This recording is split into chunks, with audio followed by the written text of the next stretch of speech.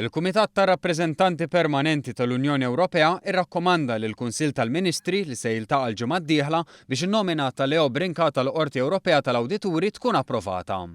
Id-deċiżjoni tal-Kumitat, magħruf bħala l-Coreper, issegwi l-parir tas-Segretarjat Ġenerali tal-Kunsill Ewropew li tlieta qal li din għandha tkun approvata mingħajr diskussjoni. Issa l-Kunsill tal-Ministri jiddeċiedi dwar in-nomina l-ġimgħa d-dieħla u dik tkun id-deċiżjoni finali. Dak tal-erba' filgħodu huwa meqjus bħala pass importanti għal Brincat għax fil-Coreper ipoġġu r-rappreżentanti tal-gvernijiet Ewropej. Dak tal-Kunsill huwa t-tielet test tal-Leo Brincat. Bl-ewwel wieħed ikun dak tal-Kumitat tal-Kontroll tal-Baġit minn fejn kiseb l-approvazzjoni u t-tieni wieħed kien dak tal-plenarja fejn kien hemm vot kontra tiegħu wara li l-ikbar grupp dak li għamel parti minnu l-Partit Nazzjonalista iddeċieda li jivvota kontra tiegħu.